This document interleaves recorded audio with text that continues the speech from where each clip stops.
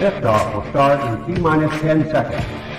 10, 9, 8, 7, 6, 5, 4, 3, 2, 1. We have ignition. It's time! 17 seconds from Game 7 or from championship number 6. Jordan open. Chicago with the lead. Harper got a piece of it. It comes off. The Chicago Bulls have won their 6th NBA championship. Tying run at second, 2 out. Palmero over the head of Jenks. Uribe charges, throws, out! And the White Sox have won the World Series.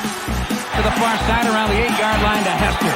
Under it and to the middle with the 15, to the 20, breaks free to the 25, to the 30, to the outside, 40, midfield, 40, 30 in the coast, 20, 15, Hester 5. Oh! Touchdown!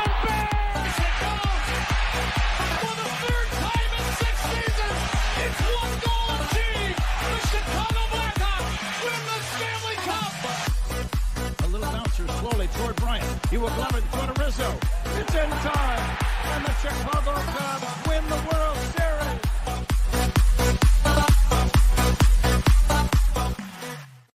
What up, what up, what up? Welcome to Shawn and Maya in the morning. On this TGI Mickey Ficky Friday. It's the weekend, baby. And I'm your boy, the SuperBack, Shawn Sierra, and I am fired up. Whew. If you're watching us on Facebook Live, well, then I guess you found us on Facebook. And if you're not following us on Facebook, what?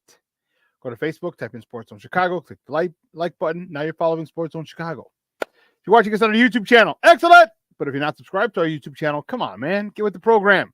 Go to YouTube, type in Sports Zone Chicago, click the subscribe button, but also click the notification button. That's the bell right next to it. And that'll let you know anytime a show from Sports Zone Chicago is going live. You get it? Got it? Good. Now, if you're watching this or listening to us on our mobile app, please don't tell me you didn't know we had a mobile app. Come on, man. You got to keep up with the Joneses and them. Or we have a mobile app. So wherever you get your apps from, it doesn't matter where you get your apps from, but just go there. Type in Sports Zone Chicago, and it doesn't matter where you get it from. iTunes, Google Play, Amazon, Walmart, Kmart, 7-Eleven, Zayre, Zemsky, Macy, Montgomery Ward, Venture, Woolworth, Weebles, Gold Blast. It doesn't matter. Go there, type in Sports Zone Chicago, download it. You take us with you on the go. So not only do you get Shawn and Maya in the morning 3 days a week, not only do you get our other live shows throughout the week, not only are they archived there like they are on Facebook, but I'll tell you what, we give you a slew, and I mean a slew of articles thanks to my man Clarence, Council III. Big up to Clarence for keeping you abreast of all articles Chicago sports related. Now, if you're watching this on a Roku channel, I like that kind of party, baby. If you don't know, you better ask somebody. Come on, man. We have our own Roku channel. Okay, so if you have a Roku television in the house, do us a favor. Download Sports Zone Chicago's channel right there, right to your television. Put it next to Netflix, Hulu, Prime, Max, Apple, Disney Plus, Paramount Plus, Stars. All right, just do it. Do it. Do it. All right, we'd appreciate it. Put us there. Put us right next to all the big boys. And guess what? When you can watch us on the big screen, hell, we're on the big screen right, Mickey, Ficky, now. You can also tweet the show. You can tweet us at Sports Zone Shy. That's CHI at Sports Zone Shy. Now, if you want to follow me, just me personally online, you want to know what I did? Well, let me tell you what I did. Why is that acting all crazy? I have no idea. Let me tell you what I did. I made it nice and easy for you folks. Nice and easy. One handle for Facebook, Twitter, Instagram, Snapchat, and TikTok. All one handle at the Shawn Sierra. If you want to follow my other co-host, Maya Akai, you can follow her on Facebook and Twitter at the Sports Chica. And if you want to follow her on Instagram, because you're an IG and you do it just for the gram, we'll just follow her at Maya_Akai. It's MAYA_AKAI. And we got a great show, but I need you to get interactive. So whatever platform you're watching us on, leave a question or comment on that platform. It'll show up on the thread. I'll put it up on the screen. We'll incorporate it into the show. And that, my peoples, is what makes this the best morning Chicago sports talk show around. And that's you. So bring them all, baby. Questions, comments, smart ass remarks, because ain't nobody scared over here. Nobody. I like the Rock said, baby, don't sing it, just bring it. Let's see who we got in the chat. Who's jumping? Because the chat's jumping already. Bruja 7 getting in there. Nice, baby. Happy Hall of Fame game victory Friday. You're there. Oh, snap. You're right. Thank you, Bruja. Yeah, hold on, player. Yeah. I don't know how I forget. Bruja, thank you. It's Bears Victory Chain Friday. Yes, baby, yes. What was I thinking? Bears Victory Chain Friday. Oh, my goodness. Oh. Bruja, thank you very much. Cornelius Squalls in the house. What up? That's my man. Oh, my man, Armando Emeterio. Lara Junior. Big Junior's in the house. What's going on, buddy? Thank you for tuning in. I appreciate it. Be Smooth is in the house. What's up, baby? How are you, Dern? Rashawn Wall's in the house. What's up? I feel good. TGIF, baby. Bears win. That's what we're talking about, baby. That's what I like. I like it a lot. Levette Lee, good morning, mama. Thank you so much for tuning in. I appreciate it. Chris Pena in the house. Good morning, sir. Thank you very much. I appreciate the love and support. And listen, I don't know a lot about a lot. Oh, man. Aunt Moss in the house. Bear down, baby. Bear the freak down. I love it. I love it.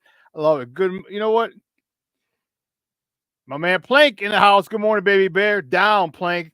Listen, we all know that it was not starters. We all know it was guys who are fighting for roster spot. We know that. But it's just good to have freaking Bears football back. I didn't like the opening drive. We'll talk about that. It's just good to have Bears football back. I like this new kickoff thing. It's going to create a lot of scores, a lot of touchdowns. You have one good block or two good blocks, create a seam, and we're gone. So we're going to see this. But listen, I don't know a lot, but I do know this. More of the usual suspects will chime in as the show goes on. That, my peoples, I can promise you. Man, we're gonna get started early today at 9:30. My man Emilio Bucks is going to join us. Talk a little baseball. Talk some Olympics. It's going to be good. Fired up for that. Then at 10 o'clock, my man Evan Winter from A to Z Sports is going to join us. We're going to talk Bears football. Talk about what he saw yesterday, what he liked. Is Brett Ripien, did he make the team because of that performance yesterday? What about Colin Johnson? All right, he drops the first pass that was a tough catch, but if you're an NFL receiver, you need to make that catch. He drops that one, and next thing you know, it goes on and gets two touchdowns the remainder of the game. I was like, okay, way to make up for your mistakes. I like it. I liked it a lot. So good stuff for Colin Johnson. So Emilio Plunks at 9:30. And then at 10 o'clock, Evan Winter is going to join us. Brian, yeah, it did. And then it rained too, because there were a lot of slippages, a lot of people slipping on that field yesterday. The first touchdown the Bears gave up, number 49 was it? Slipped, tight end caught it, skipped right into the end zone, so that was frustrating. James Ford, what's up, Papa? How are you? And Moss, I think high school does use it. Because, let's be honest, the only time the NFL really uses that is for the Hall of Fame game. So they don't have any other exhibition games there. I do believe it is a high school stadium, a high school field. But come on, you need to make sure that you have that shit up and running and ready to go. But like I said, it rained. So there was a lot more slip sliding early on than I thought. I was mad at the linebackers, and I was like, oh. I saw a couple other people slip too. I said, all right, you're lucky. You get a pass. But anyway.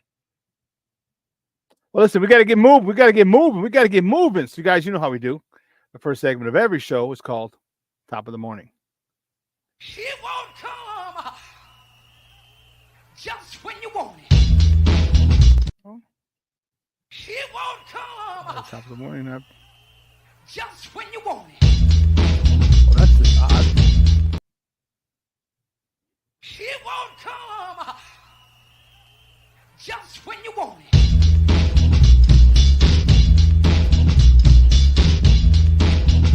Top of the morning to you. Top of the morning to you. Top of the morning to you. I don't know what that was all about, but hey, that's okay.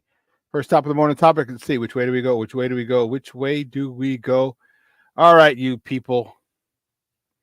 Cubs. There you go. Big win yesterday. The Cubs walk off their arch rival St. Louis Cardinals 5-4 yesterday. Imanaga gets the no decision.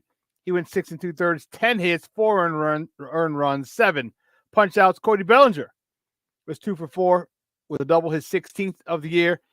He also cranked out a homer, his 11th of the year, driving in his 42nd run on the season. Dansby Swanson was 2 for 3 with a double, his 16th, driving in his 33rd and 34th runs of the year.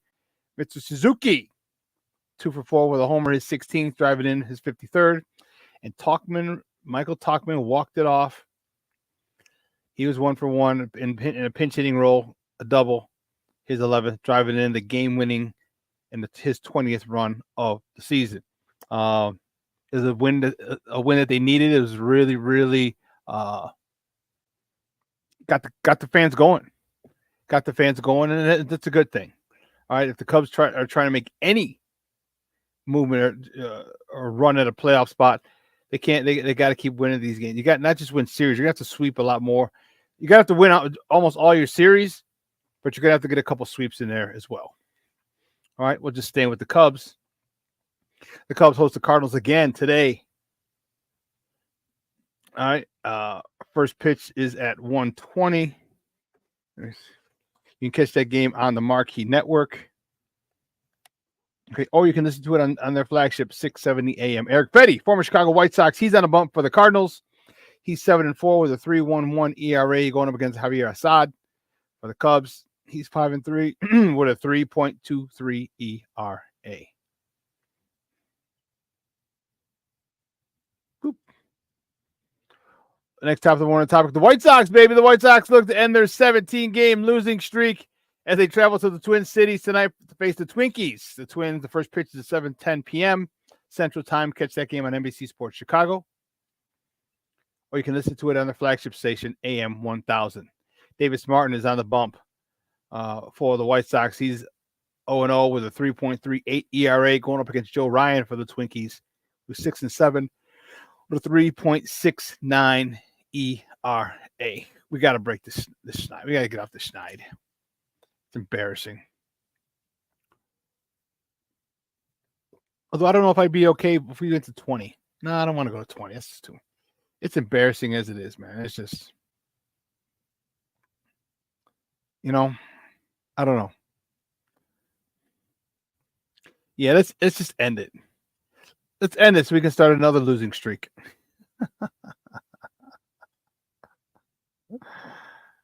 Oh, my man, Black Diamond in the house. Good morning, Papa. Thank you for tuning in. It's been a minute. You got a live arm. Brett got a live arm. He does. I like it. But he's also 28. He'll be 28 when the season starts. He's been in the system. I like it. I like it. I want him around. I think they're going to keep 3 quarterbacks. Actually, they can keep 3 quarterbacks. One of them won't count. And they keep him on the 53-man roster, on the game day roster. I think him and Bajan will be perfect backups. You heard me say that earlier. So I like it. Yeah, he looked good. Colin Johnson, you know what? Good stuff, Papa. Trust me, it's going to be tough to get in that room, get on the field, get some playing time. But there'll be a point in time, if you make the team, that you're going to have to show out. So, but what you did, you put some good tape out there for someone else, all right? I got that. I got carried away there. I don't even know where the hell that was. Next top of the morning topic, you know it, baby. You know it. The Bears beat the Houston Texans 21-17. The Hall of Fame game yesterday in Canton, Ohio. Brett Ripien, 11 for 15. No, that was a mistake. Oh, goodness. I messed up on the goodness gracious, great balls of fire. I hate when I do that. Yeah, I messed up on that one. Son of a biscuit. So Brett Ripien didn't have 116 yards. He had 166. That's the problem. There we go. Sorry, it looked funny when I was about to read it. Brett Ripien, the journeyman, he's 11 for 15 for 166 yards, 3 tutties, and a 148.9 quarterback rating. Khalil Herbert, 4 carries for 35 yards. And Colin Johnson, OG Colin Johnson, 3 receptions. So all my OG Bobby Johnson fans know what I'm talking about. He had 3 receptions, and that was the crazy part. 3 receptions, 56 yards, 2 touchdowns. Excellent, excellent, excellent day for that young man, and I wish him the best. As I was saying earlier, if he can't find his way on the field with the Bears, believe you me, there may be some other teams calling after that performance yesterday. And you know what? Good luck to him. Good luck to him. It's you just want to see people take advantage of their opportunities. You know, some people aren't fortunate enough to get an opportunity like that that he has. A lot of politics involved. He's got it, and I hope he makes the most of it. I hope he's able to, if not make this Bear squad, then make another squad. All right? Yeah. I want him. I really, really want that young man to do well. What did you guys think? All right? Oh, I gotta go back to the chat.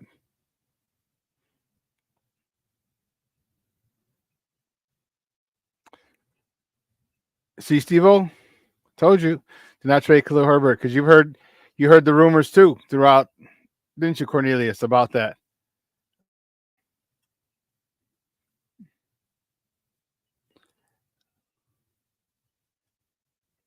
Faye Wood, and I like CJ. I'm not sure where. Levette Lee, do not blaspheme on this show. Do not blaspheme on this show. Don't do it.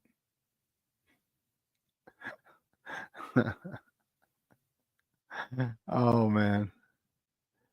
Oh, Jeremiah's watching. Good morning, mijo. Jeremiah's in the house. Good morning.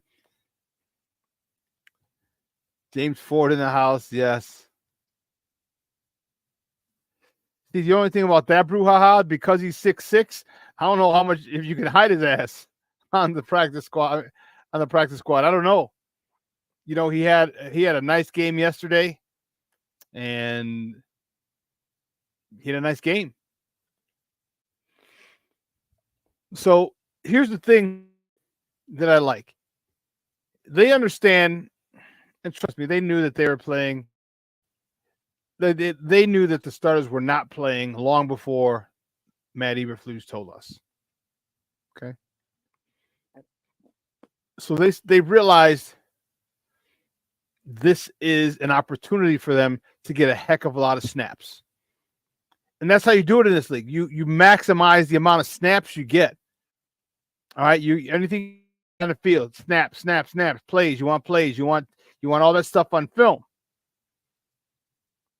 He took advantage of it big time. He took advantage of that big time, and I'm proud of him. Happy for Colin Johnson, OG Colin Johnson. Sorry, I keep. Leo Factor, good morning, Papa. Thank you for tuning in. I appreciate it. Yes, I would like to see Herbert on a kick return as well. You're reading my mind. Reading my mind. That kick return's funky. I like it, though. I like it a lot. You know, I like the fact that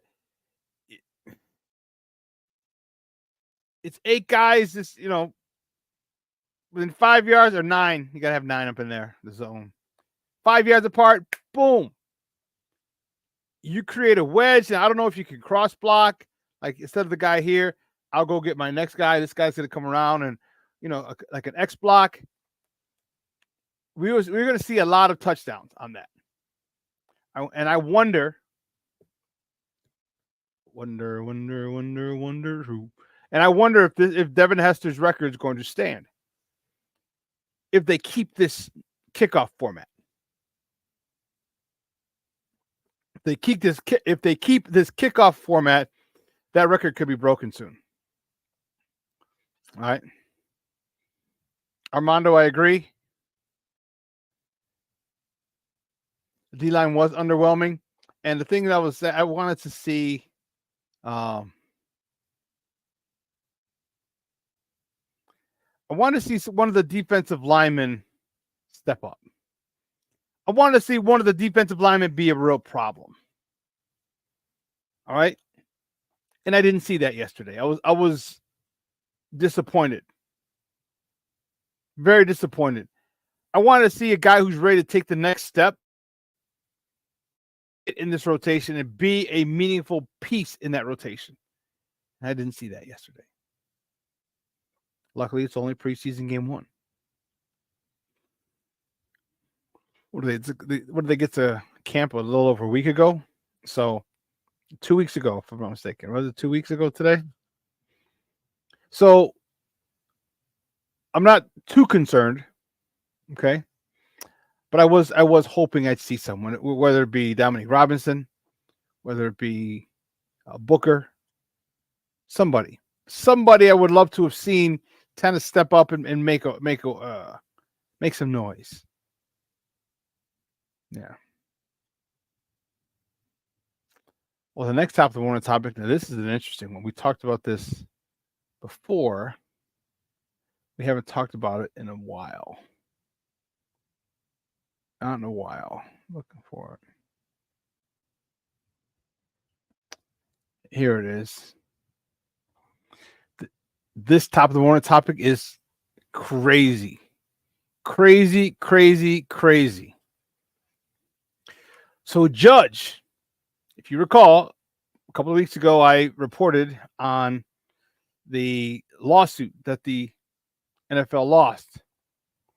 Okay. It was an antitrust lawsuit. Okay. Where'd you go?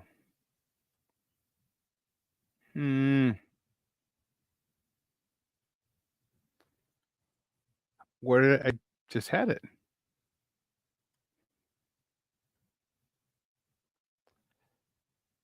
I can't believe that here we go. Oh, that's right. I did it yesterday.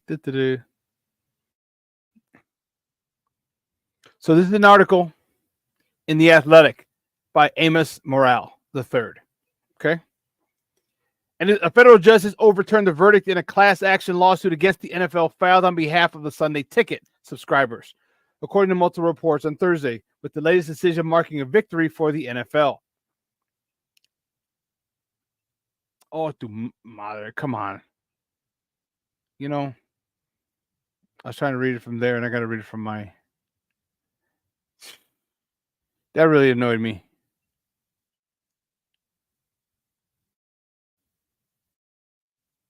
Oh, goodness. But anyway, in a nutshell, the judge reversed the decision and gave the victory to the NFL. Billions of dollars were going to be NFL was going to have to pay, but I'm sure this thing's not over. I'm almost positive it's not over. But for the meantime, the NFL has a league. Trust me, the NFL is powerful. I'm sure they have a couple of judges in their pocket. Call me crazy. I don't know. But anyway, $1 billion lawsuit doesn't surprise me one bit. But listen, let's take a quick break. On the other side of the break, we're going to welcome our first guest, Emilio Bucks. We're going to talk a little baseball. Talk a little Olympics, too.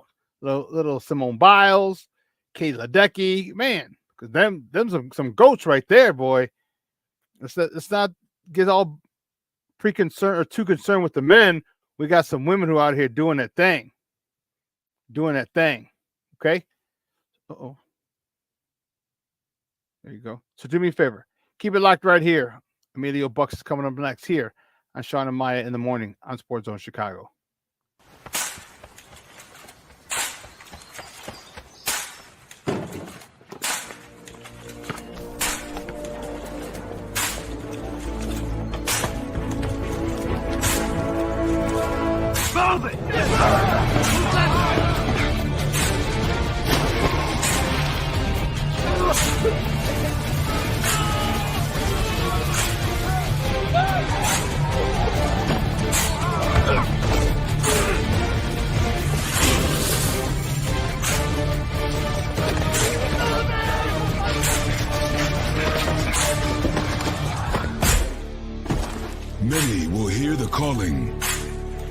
few will earn the title United States Marine. The few, the proud, the Marines.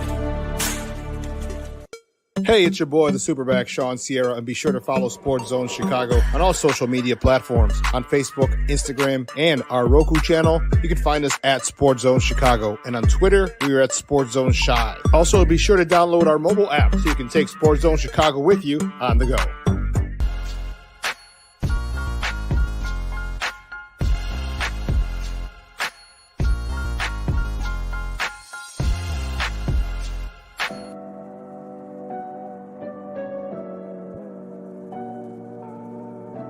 How do you take care of your mind health? For my mental health, I meditate in the mornings. I have my dogs. They're the best. I just find ways that help me just relax. Finding things that make me happy, like being close to my family. I meditate a lot and read books. I have hobbies outside of the game. I'm able to switch off. I'm able to turn my brain off from the game of basketball. Your mind health matters. Your mind health matters.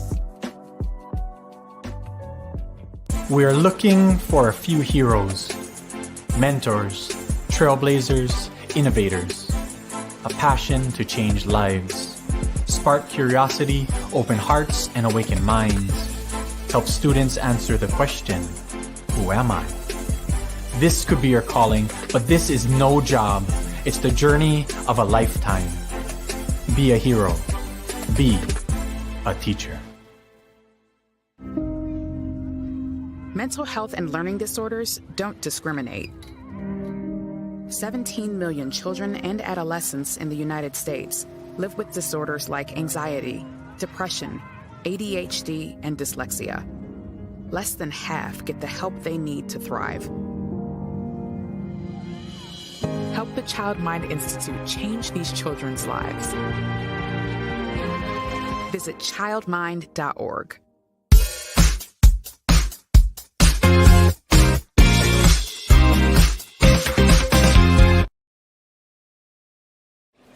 And there she is, already with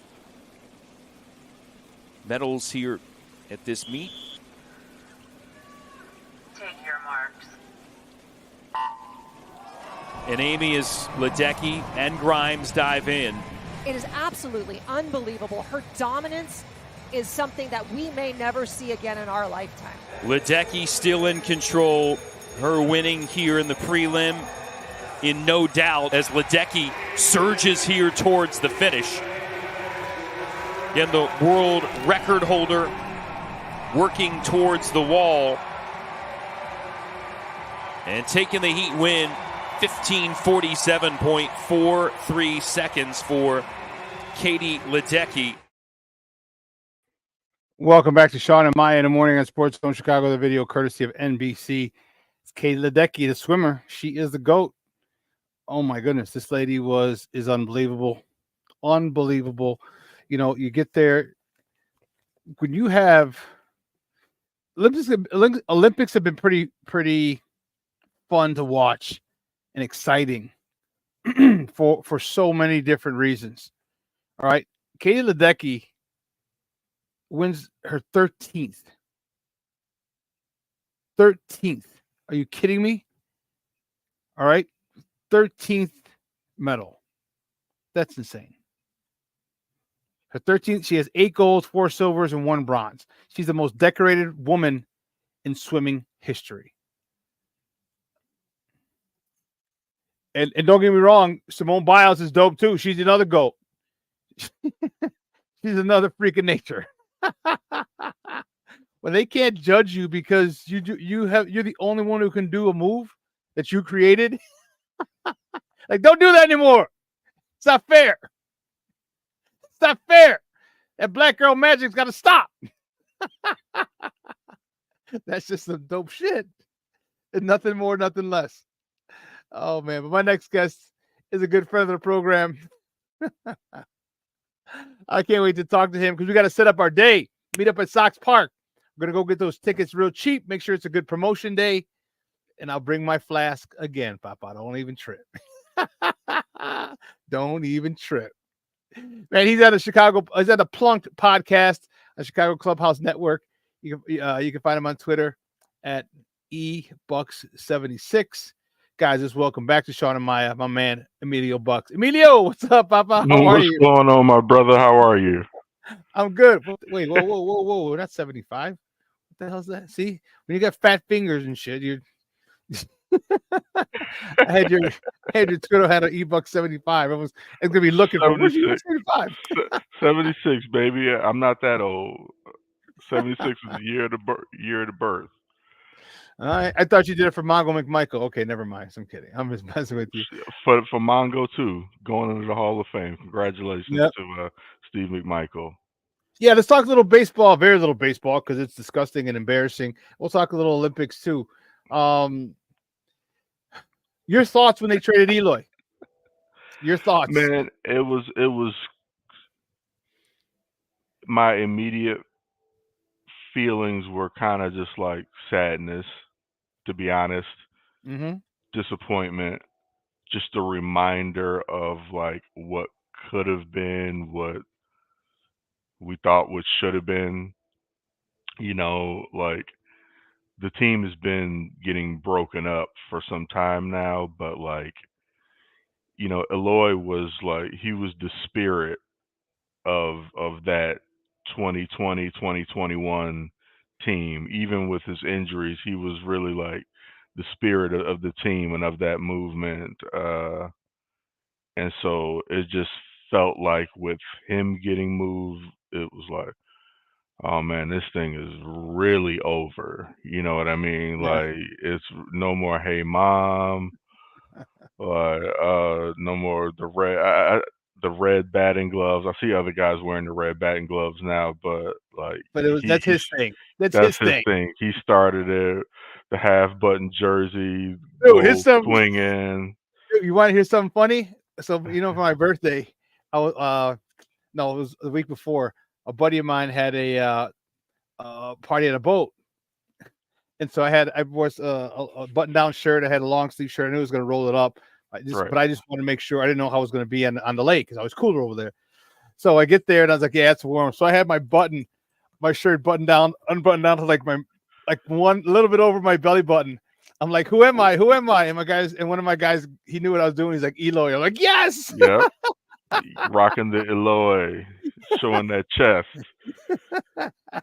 Yeah, man. So like just a reminder of again what could have been, Yeah. and and that's the sad part, man. That's the sad part. And I went on a little rant last week, and this is all Reinsdorf's fault. That decision was the decision to bring in Tony La Russa screwed this all up. Absolutely. Screwed this all up. I said, and the fact is, and I'm gonna beat this drum till I die, is you bring in Ozzy after Rick Renteria, this is a whole different thing. Even if the window was smaller than we hoped, because I think the window was smaller than we had hoped due to injuries and maybe a little underperformance, but they should have been able to take advantage of those 2 years where they were in the, you know what I mean?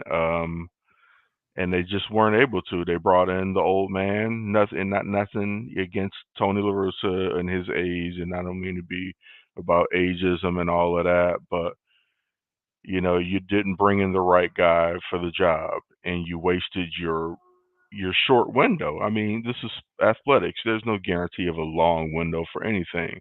Yeah. And Jerry Reinsdorf, he drank the Rick Hahn Kool-Aid about like how long he had these guys locked in for, and we got time, we got years, and it just didn't pan out that way. And we blew our shot. The small window closed, and now here we are in another rebuild, and this is looking like a long, sickly rebuild. Man, who you telling? It is very embarrassing. 17 in a row. Chance to make it 18. I was like, bumping, make it even 20. Why not? Why not? Break the record. Go for records. You know what I mean? Like, if do something good. If you're gonna lose, then Something be memorable. the best at it. Yeah, be the best at losing. Be the best at something for once. You know, and that's the thing. Like it's gotten so bad. Like I have, and the thing is, like we don't have a lack of talent. That's the issue. You know, that's the thing Yeah, that got me. Like, what the hell's going on? You got Andrew Benintendi, you had Eloy, you had Lou Bob, you got Vaughn, you got Sheets. Okay, like all those guys, and then even in the rotation wasn't pitching that bad. and You know, even you it's not had Paul DeJong who was the hitting, young. and you had Tommy Pham who was hitting in spurts. Like, Yeah, there's no reason this team should be this bad. You know, with but the guys that we had on this team, or even still have, there's no reason this team should be this bad. Like, it's unexcusable. And I look at Pedro Grifal completely on this. Like, there's no way this should be this bad, but historically bad. but to me, bro, it's like I don't even look at him. This is Getz. Or yeah, this is Rick Getz, or actually, Getz didn't hire him. What's his name hired him? Rick Hahn. Didn't Rick Hahn hire him last year?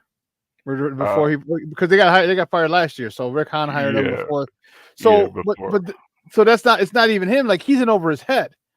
Like yeah, you again. Here's another everybody thing. is You know, don't bring in a rookie manager with a struggling veteran team.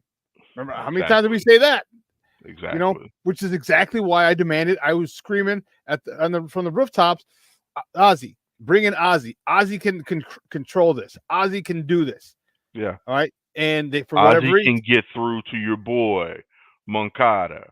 well, whenever he comes back, Ozzy could have probably gotten Tim in order before he went off the rails.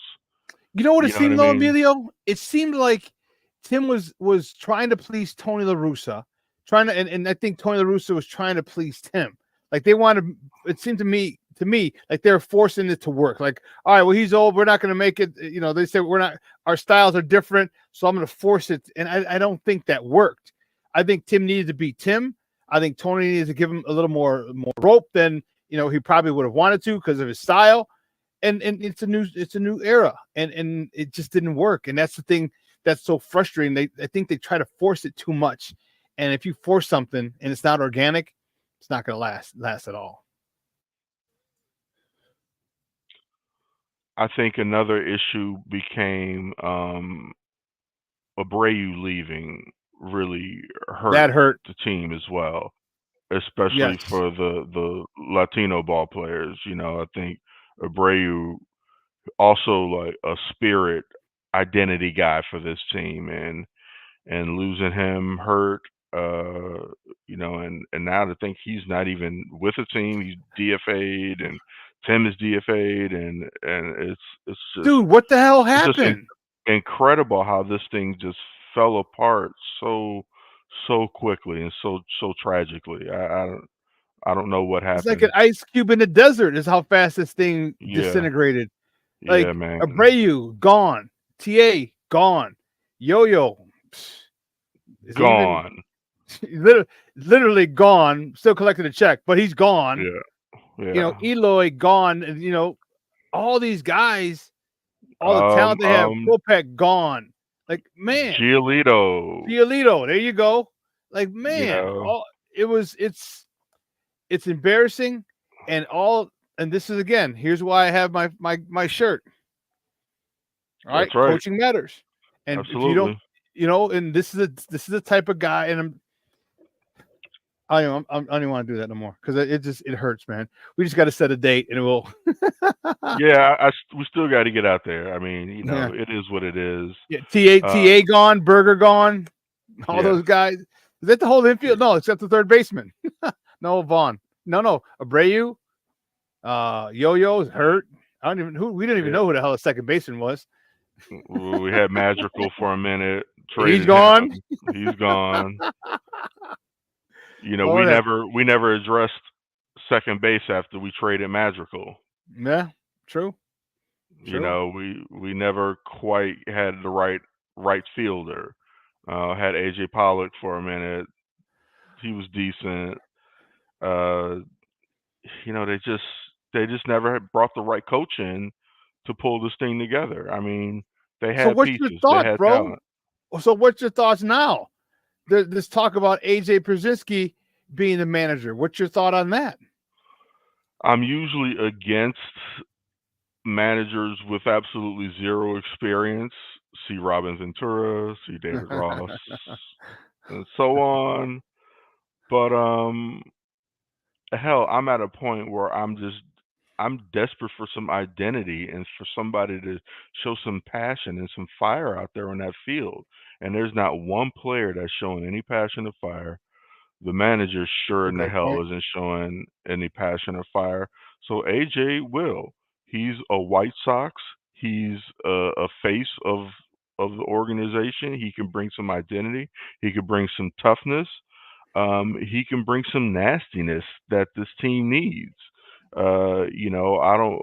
It's going to take more than AJ to start to turn this thing around, or it's going to take more than Tony La Russa in his prime to turn this thing around right now, just based on the guys we have and the horses that we're putting out there every day. But yeah, man, I'm okay with it with the AJ hire. I'm all for it. What do you think? I don't like it because send him to the minors for a year. Give me something. You know what I mean? Now you're going to get another rookie manager without experience. He hasn't even been on the bench. At least Pedro's been a bench coach. You know what I mean? And Pedro's been on, but he got passed. I mean, he got passed over, and it seems like like AJ is as controversial as he was. I think he's easily would be a company guy. Easily fall in line with what they want. Easily because he's new. Mm-hmm. He's new. So now you're getting another puppet for these guys to control. And I hear you. Again, this is just it's infected all the way up to the top because how can you continue to give someone Chris Getz? Our minor league system sucked. After Rick Hahn made all those trades and got all those people and brought them all up, Lubab, Yo-Yo, Eloy, TA, we didn't rebuild that farm system. There's literally nobody that we developed. So, and then you put him in charge of the majors, the whole team. I mean, he got rewarded with the head job. Yeah. So, but that's your boy. That's your boy Reinsdorf. I mean, look, my man. boy. Look, man. We could talk. We could talk coaches all day. We can talk GMs all day, even players all day. But man, we know the real problem is the big man upstairs in that suite. But there's nothing we can do about that. Nope. You know Except what I not mean? go. And the only problem is they've been giving away some really nice giveaways this year. I know. I've been noticing that. Saturday they had the Bill Belichick type sweatshirt with the short sleeves, the hoodie. I was like, oh snap! Okay. I didn't go get it, but and I still want that campfire milkshake. And that's still dope. That's still dope. That's the MVP this year, I guess. Yeah. You saw the Olympics. I assume you've been watching some of the Olympics and stuff. I've been watching a bit. Give me your thoughts on. First, we'll go with the GOAT herself, and Simone Biles. Talk to me about her and how she's just doing a damn thing, man. I love it, man. She's setting precedents and breaking the mold and like you said, like she's doing shit that they don't even know how to judge. It's like, what was that you did? Like that's a quadruple Lindy. Yeah, right. Keep it coming. I think it's amazing. I love that she is, she's taking the stage and running with it. She's excelling on the biggest stage in the world, and you love to see that. And hey, she's got Chicago ties now because of her husband.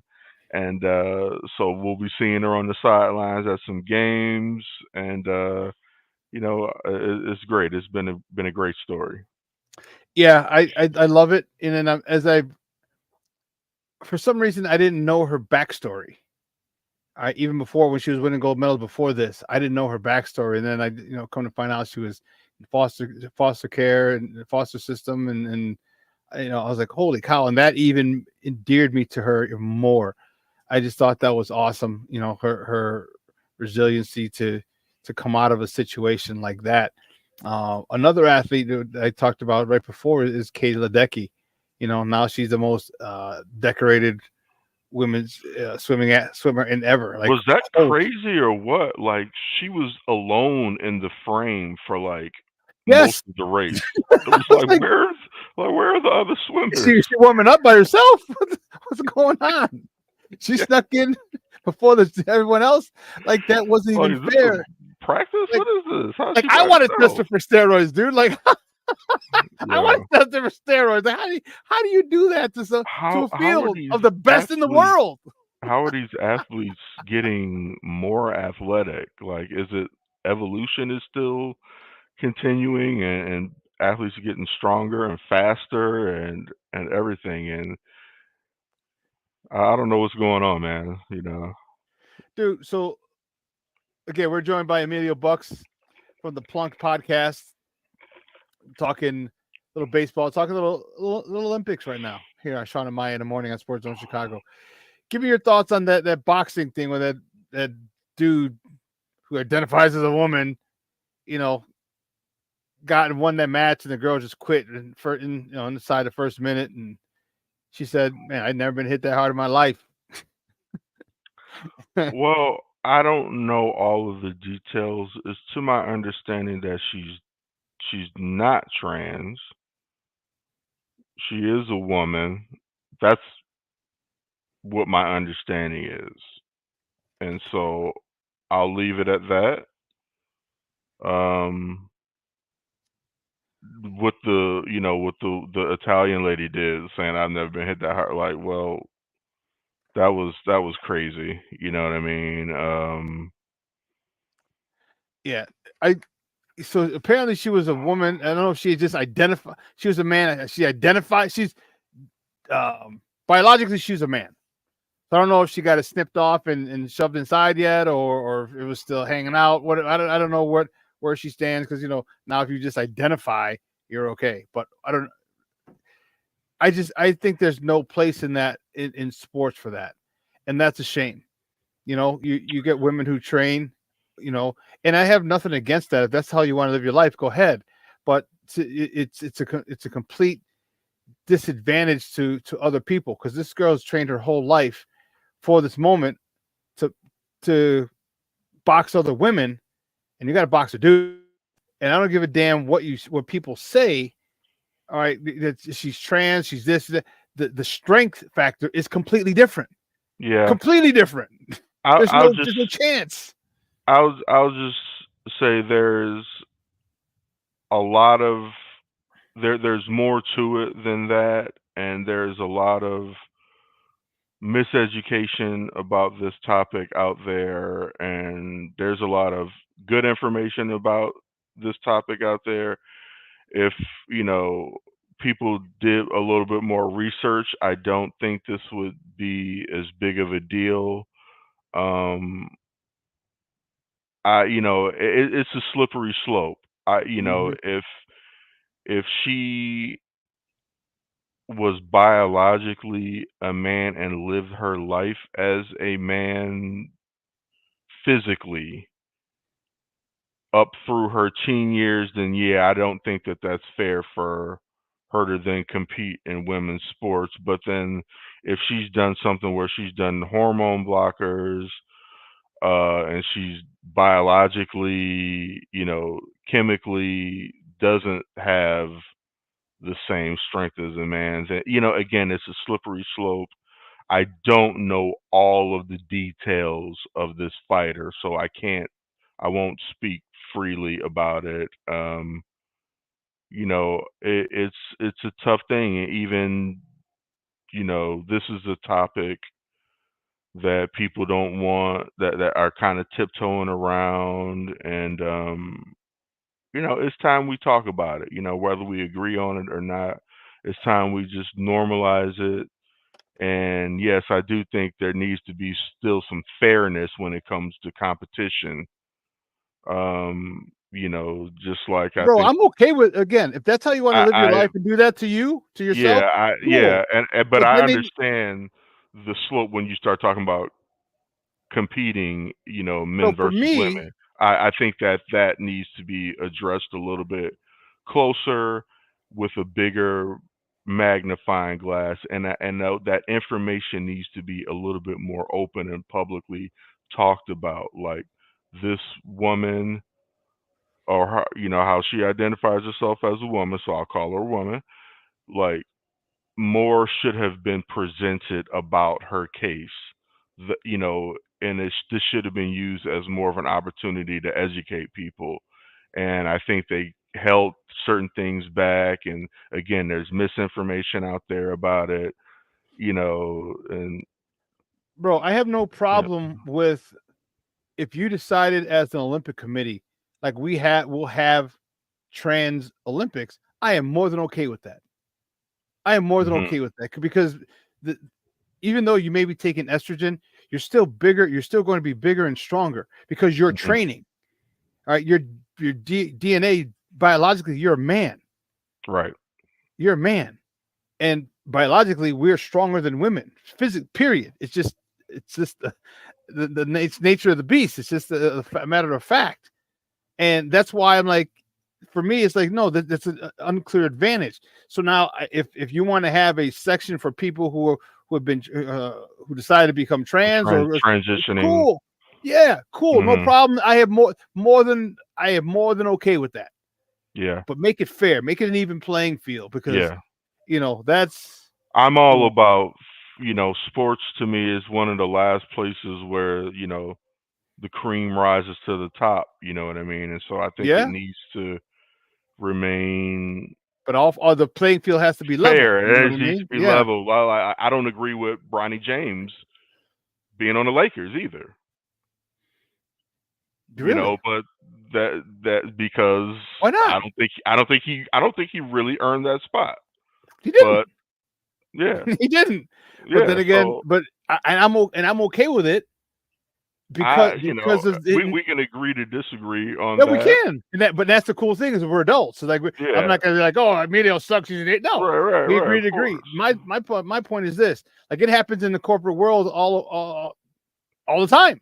It does. Look at Jerry Jones's his front office. I The mean, vice president, his son, his daughter. You know what I have mean? become presidents on it. I get it. I get how nepotism works, but that doesn't make it right. Correct. It And doesn't. I'm not gonna be like, oh well, because it happens over here that it's okay over here, because that's how I look at sports. Sports was one of the last Yeah. places where that type of nepotism, I mean, wasn't blatant like this. You know what I mean? Like, I get it. Look, I I just come out felt of it them. was good, bro. I just felt it's finally, we're at a point where, you know, someone like us has that influence, has that ability. Because hell, Mike could.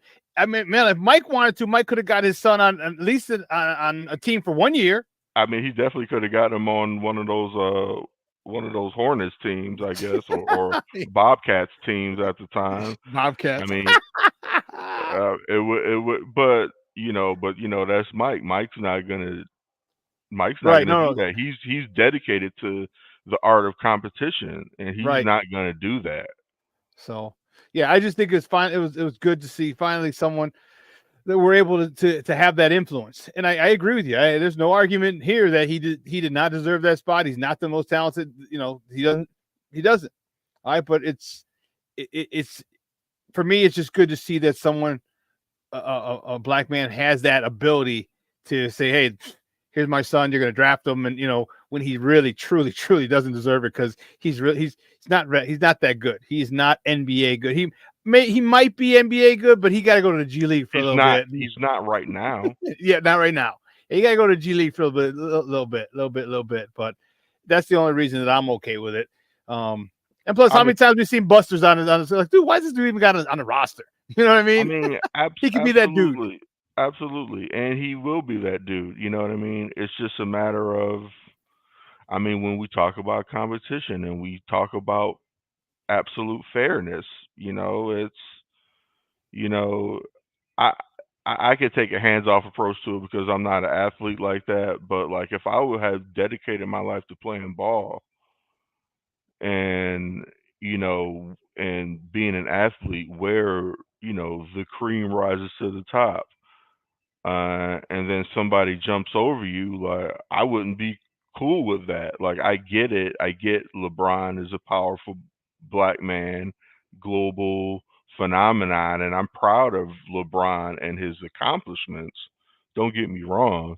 And there are many doors he has opened for other blacks and other black children. But I thought there's a line that's crossed, when it comes to sports and competition is all, but, it is what it is. I don't dislike Bronny James. I wish him the best. I hope he does turn out to be a pro. So this wasn't all for nothing. You know what I mean? Yeah. But, we'll see what happens. Emilio, great stuff, buddy. I appreciate it, man. Do me a favor before you go. Let everyone know where they can find you and your work online. You can catch me on Twitter at X at ebucks76, the number 76. And you can catch me on Thursday nights, 9 p.m. Central on Plunked. We are part of the Chicago Clubhouse Network. Excellent, buddy. Excellent. Let's look at the promotion. So at least when we go, we'll get a promotion and we'll get drunk. Have a drink.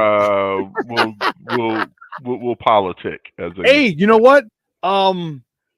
What day was that? They got the Chicago American Giants jersey coming out. It's African American Heritage Night.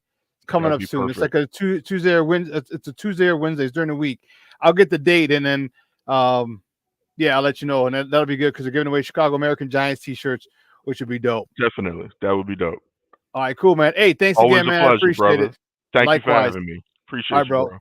Thank you, guys. That's Emilio Bucks from the Chicago Plunk podcast.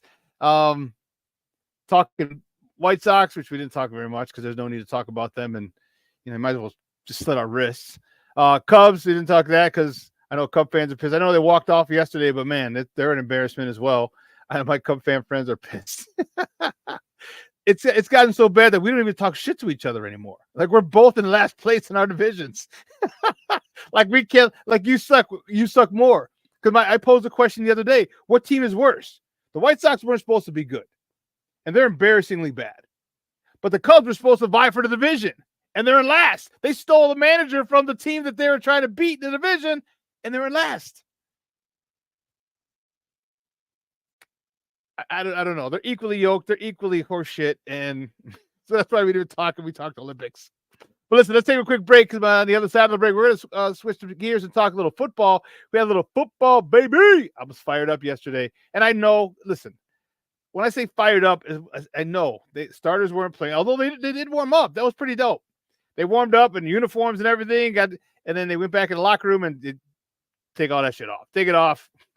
You're not even going to think about playing. So, but it was good to see them there. And, but I liked what I saw. We got a little taste of football. Got a new look at that new kickoff routine. That's interesting. So let's talk, and we're going to talk to my man, Evan Winter, on the other side. So don't go anywhere. This is going to be a quick one, about a minute, a little over a minute. So don't go anywhere. Keep it locked right here. Shawn and Maya in the morning on Sports Zone Chicago. Hey, it's your boy, the SuperBack, Shawn Sierra, and be sure to follow Sports Zone Chicago on all social media platforms, on Facebook, Instagram, and our Roku channel. You can find us at Sports Zone Chicago, and on Twitter, we are at Sports Zone Shy. Also, be sure to download our mobile app so you can take Sports Zone Chicago with you on the go. Time out. How are you feeling right now? Happy? Excited? Angry? Overwhelmed? One of the best things you can do for your mind health is to name what you're feeling. It can sharpen your awareness and help you talk about your feelings with someone you trust. Here are 3 questions to ask yourself. Where are your thoughts right now? In the past, the present, the future? Do you notice any sensations in your body? Is your heart beating fast? Is there a flutter in your stomach? Or are you fully relaxed? What do you need right now? Time with others? Time to yourself? Remember, there's power in this awareness. So find ways to identify what you're feeling today.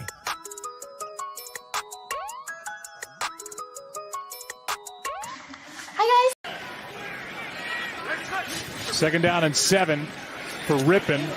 Hangs in and finds his tight end.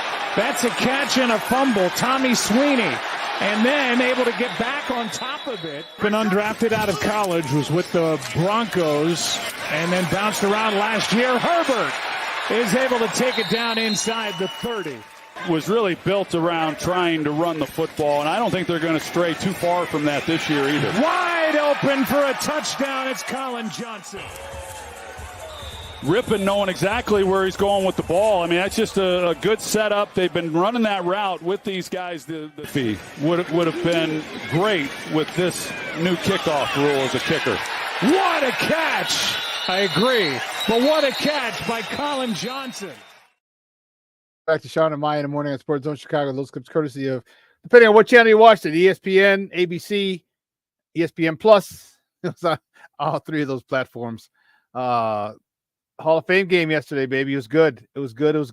And football was back, man. That's all it was. That's all I cared about. You know, it's like, you know what that is? That's like, this is the opening act. You know, like I went to go see Carlos Santana last Friday, a week ago today, matter of fact. And obviously he's the headliner, Carlos Santana, freaking living legend. But the Counting Crows opened for him. And I like the Counting Crows. You know, a lot of people do. So it was like opening act, like that was good. You know, they sang all the popular songs. I was happy. Got me fired up for Carlos Santana. And and that show was phenomenal. That's kind of what yesterday was like. That was like the Counting Crows yesterday. For me. And Carlos Santana is coming up in a couple of weeks, in about a month. Let's bring out my guy, man. He's with A to Z Sports, man. He covers the Bears. You can follow him on Twitter or at X at Evan _ATOZ, A to Z. Guys, welcome back. Evan Winter. Evan, what's up, Papa? Good morning. What's up? The chain is back, man. I'm so happy to see it. Hey, and you're absolutely right. Friday. Last night's like when you go to the restaurant, it's like a 6-course meal and they just keep bringing out the food once you're done. Yeah, like last night's like the very, very first dish, but we all know it's leading to that fabulous entree that we're all just going to devour here in a few weeks. So good to see you, man. Hope all is well. Things are good, man. Things are really good, especially Bears Victory Chain Friday. I like it. I like it a lot. I almost forgot until someone posted in the comments. I'm like, oh shit, oh damn, how could I forget? Like bad Shawn. But hopefully there'll be plenty more opportunities to wear it this year. So yeah, I mean, I only want like 13 more or 14 more. That's all. I'm not asking a lot. Yeah, nothing big. So the Stars didn't play, although they did warm up. There was plenty of video of them. Caleb Williams and all those guys are all dressed in uniform and everything. They came out, then they went back in. Like they got all their stuff taken, helmets. And they all like I don't even want you to even consider going out there. So the second teamers, and again, I took it with a grain of salt just because they look good. I liked them. But talk to me about Brett Ripien. He looked good, man. He looked really good when he came in. I'm not too worried about Tyson Bagent because he's learning this the nuances of this. I don't know if I want to say new offense, but just kind of a couple different maybe a different philosophy of this offense. But Ripien has been part of this offense, which is why he knew where to go. Talk to me about how you like or your thoughts on Ripien and his ability to make quick decisions and hit the wide open guy, and talk to me about his performance. Yeah. So, and real quick, back to the Tyson Bagent thing.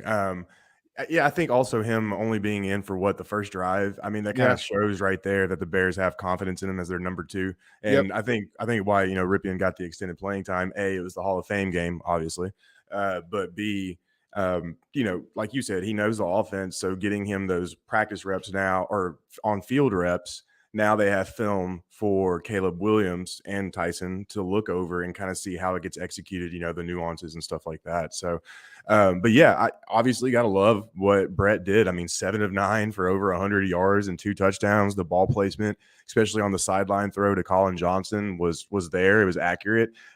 He had his arm was, it was full go at full go. So overall, really, really pleased. And, he showed good command of the offense, which is the key thing right now, just for any team learning a new offense, or like you said, slightly new offense. You just want to see cohesion and command right now. You want to see guys executing. You don't want to see false starts. You don't want to see missed blocks, stuff like that. So, as long as they're showing that on the first game of the entire preseason, A in my book, I would say at the end of the day. Did you want starters to play at all? It's in the context of the Hall of Fame game. No, I don't think it's a huge deal. At the end of the day, I personally think it would have been and I think here's the thing too. Let me take a slight step back. Is you don't know how long that first drive is going to go, right? Like it could last 3 plays. It could be a 12-play drive, which is probably you would give Caleb Williams probably 10 to 12 snaps in the first preseason game. So ultimately, I personally wouldn't put them out there just because, and the same thing goes for the defense. You don't know if the opposing team, if their first offensive drive is going to go 3 plays or 12 plays. So I think just for that circumstance, just avoiding that in general, I personally would keep them off for the Hall of Fame game. All right. One of the few times that you and I are on different sides of the fence, because I definitely would have played them. I would have played them a quarter, So why is that?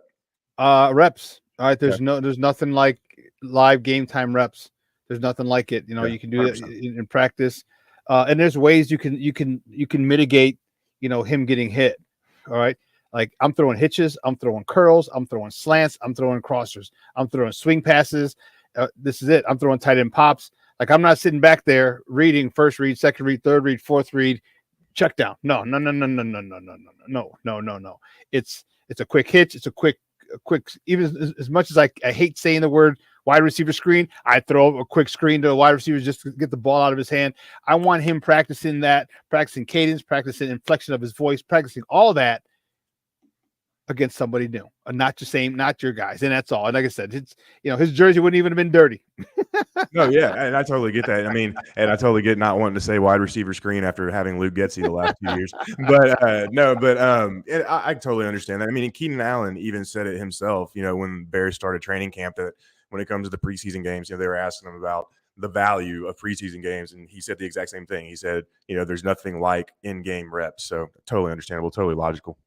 Yeah. So, talk to me about that offensive line. How did you like the way that they performed? It looked pretty good. Obviously still Hall of Fame game, working out some kinks and stuff like that. But the one area, really want to pay attention to, especially with all the Nate Davis mystery once again, is, well, not mystery. We know a little bit more what's going on this time, but still it's just, another chink in the armor. But regardless, really want to concentrate on that guard center kind of tandem right now. Obviously tackles are a little bit more fleshed out. I thought they could have showed a little bit more power. I do like, though, how they were creating holes for like Khalil Herbert on the 19-yard run. Overall, pretty good. I would have liked to see a little bit more push up front, but again, Hall of Fame game, good to go. At the end of the day, I would say probably like a B for doing a report card, or B-, but we'll go that way. I was going to give him a B- too. Yeah. I didn't see a lot of push, as much push as I wanted. They had holes. Right. They created some seams, but I wanted to see, there's a mentality that I wanted to see. I didn't see it very much. All right. I think there's a way to play this game, where you can be good, but you won't necessarily be a dog. Mm-hmm. You know what I mean? And that's the thing that I need from our offensive line, is they need to be dogs. They need to be good, but they need to be dogs. And I want that killer mentality, the Tevin Jenkins, the Darnell Wright mentality, the Kyle Long mentality of playing. And I don't see it yet. And that bugs me. Well, especially when sorry, go ahead. I thought you were transitioning. Go ahead. Sorry. No, it just bugs me, because that's what you want as a running back, to run behind. That's what you want as a quarterback, that that this is the type of mentality they're going to have when they're blocking for you. And and I don't know if you can get it. I don't know. I don't know if you can get it. Maybe you could turn it up a notch, but hopefully it's infectious, because I would love to see a lot more of that nasty attitude. And you're fighting for a spot. These starters didn't play. You're fighting for a spot. They better have some film on you. Like, oh, did you see what he did? As a coach, I'd rather say, look, okay, don't put him in the third row. Just take him to the sideline. I'd rather dial you back than have to than amp you up. And I didn't see anyone being dialed back because they were going too crazy. Yeah, and especially whenever you're trying to chase the Lions, they're the division dogs right now. They're top of the crop, right? And I mean, their offensive line is what sets their offense up. Don't get me wrong, Jared Goff is good. Amon-Ra is great, but that offensive line sets the tone for that offense and allows them to do what they can do. So, right there with you, man. Gotta increase the intensity and definitely get that push going. King Booker World is a damn fool. I mean, it's so wild though, right? Him and Nate Hackett. I mean, my goodness, man. Like, it's just, when you take these certain coaches out of their element, the things that make them great, it's wild just to see how they can crumble so quickly. It's insane. So those of you who are going to listen to it on audio, it says Rodgers, quarterback coach. What the hell did Getsy coach for Rodgers? He was his personal joint roller. Rodgers couldn't just go out and buy one of the auto ones. Dang, I could see Aaron Rodgers kind of guy who probably would have his personal joint roller. Yes, he would, and he has to be on a premises. Yeah, exactly, exactly. You got me 1.5s. What? I said 1.25. Oh man, but so I liked it. Talk to me about Roschon Johnson. I'll give you my thought on him too, but give me your thoughts on Roschon Johnson yesterday. Yeah, looked good. I see some people wondering, like, hey, him getting the nod over Khalil to start the game and then coming back in after Khalil, his first drive. I've seen a lot of people talking about that, and I really don't think it's that big of a deal. Sure, it's notable that he was the first back on the field, but the Bears are going to be rotating all year long. I mean, that's just obvious. So not really too concerned about that, or not. I don't really think that's too much of a read into things. But yeah, overall, look good, man. Showed that power and that vision. And I would like to see him catch the ball a little bit more. Obviously, he didn't have that many snaps, but I love watching what he can do as a receiver. So, but overall, thought he was good. And I don't think him getting the nod over Khalil's a big deal. Yeah, I don't either. And so twice today we're on different sides of the fence. I was pissed. At him. Oh. I didn't like his vision. Okay. Especially on that run to the left side. No, it was a screen. It was a screen to the left side. And if you're looking up and you see the pursuit, you got to cut back. You cut back, and there's a lot more yards to get to the field, and that really bothered me. It just bugged me. I don't see him using the field. I don't see the vision that like a Khalil Herbert. Like, I understand but if you're a power back and people are expecting you to run them over, and you're able to cut back on them, man, one, it saves wear and tear in your body, but two, they're already out of the play because they're expecting contact. They're putting their head down, might even be closing their eyes, and you're able to cut back sharply on them. That's something he's got. That I hope the running back coach really they take him to task in the film room. Say, hey, look, why didn't you cut back here? All right, you had nobody here. The guy who's trailing, he's way over. He's not going to make that play. I need you to do that. That's got to be taught to him. And as a rookie, I would have given him a little more slack. But now he's your second-year player. So I was a little pissy with him. And to me, it seems like he runs to contact.